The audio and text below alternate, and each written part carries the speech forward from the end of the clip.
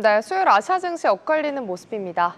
미국의 기준금리 결정을 기다리면서 기대감과 경계감이 섞이면서 혼조세를 보이고 있는데요. 최근 10일 거래일 연속 상승을 뒤로하고 코스피는 이 시각 현재 3,413선 지나가고 있습니다. 먼저 일본부터 짚어보시죠.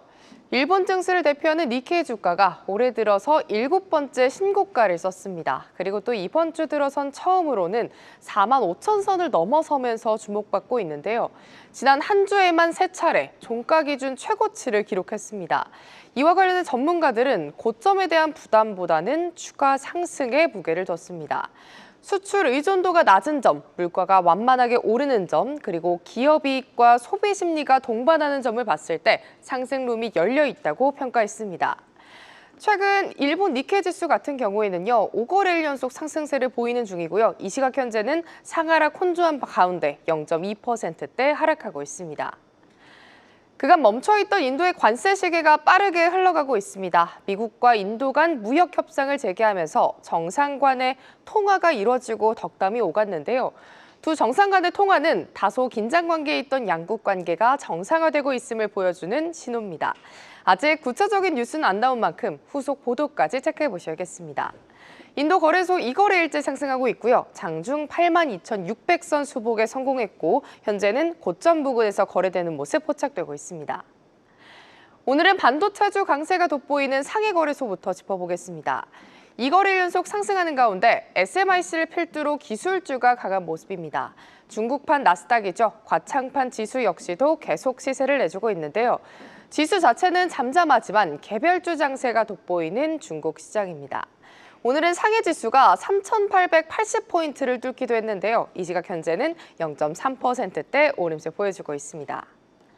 마지막으로 홍콩 거래소까지 짚어보시죠. 개별주 장세가 더욱 두드러지고 있습니다. 일단 텐센트가요, 오늘 2%대 시세를 내주면서 꾸준히 오르고 있습니다. 벌써 시가총액은 6조 홍콩 달러를 돌파했고요. 연간 상승률 역시 58%대를 기록했습니다. 그리고 역시 CATL도요, 오늘장 빨간불 켠 가운데 A주 그리고 H주 모두 신고가를 경신했습니다. 이런 대형주들의 강세 힘입어 항생지수가 3년 내 최고치를 또다시 한번 경신했습니다. 장중 26,852포인트 터치했고요. 이 시각 현재도 계속해서 고점을 올려가면서 3년 내 최고치 경신하는 모습 확인되고 있습니다. 지금까지 아시아 증시 시황 전해드렸습니다. 네, NH투자증권 김채윤 책임연구원 전화로 연결돼 있습니다. 책임님 안녕하십니까? 안녕하세요. 김채윤입니다. 네, 사상 최고가 거듭하던 일본 증시도 오늘은 좀 주춤한 것 같습니다. 10월 자민당 총재 선거 앞두고 당분간 좀 흐름이 좋지 않을 거다 이런 전망도 있던데요. 어떻게 보세요? 네, 맞습니다.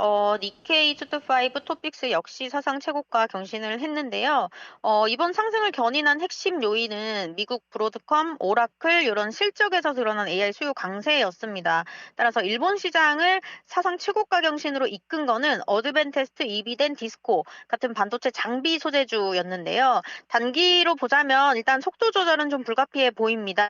이번 주 목요일, 금요일 예정된 일본은행 금융정책 결정회의에서는 이제 금리 동결이 유력하지만 그 직전에 지금 미국 연준이 금리 인하를 단행한다면 일본 하이테크 관련주에는 차익 실현 매물이 나올될 수 있다 이렇게 보고 있고요.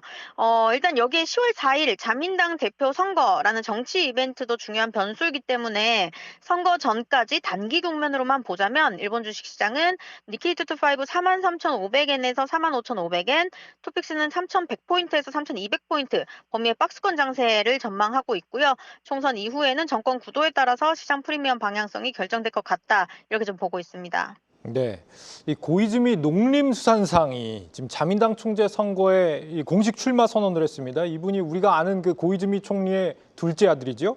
60대 여자 아베라고 불리는 이제 타카이치와의 접전 예상이 된다라고 하는데 성향이 둘 다 보수라고 하던데 둘 중에 누가 됐느냐 이게 일본 경제 상황의 변수가 될 수 있을까요? 어떻게 보세요?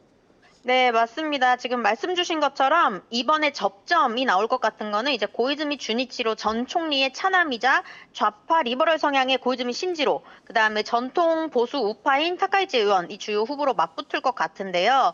만약에 전자인 고이즈미 후보가 당선이 된다면 국채의 순 공급 압력은 상대적으로 좀 완만해질 수 있기 때문에 엔화는 점진적인 정상화, 즉 완만한 강세 시나리오, 그러니까 기존 말씀드린 것처럼 나올 거고, 시장 프리미엄 자체는 좀 평가 절하되면서 지수는 단기 급락을 보이고 개별 기업 실적 시즌에 맞춰서 점진적으로 회복할 거다.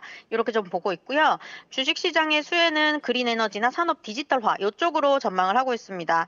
반대로 아베노믹스 그리고 금융 완화를 지지하는 이제 타카이치의 정권이 탄생을 한다면 시장 프리미엄 절상이 좀 강하게 작용하면서 시장 기대치를 상회하는 상승세 전개될 가능성이 있다고 보고 있고요.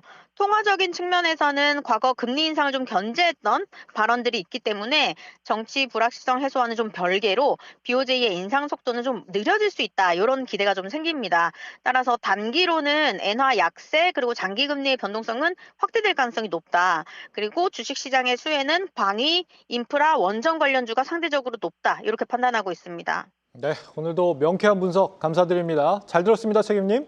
감사합니다. 네, NH투자증권 김채윤 책임연구원이었습니다.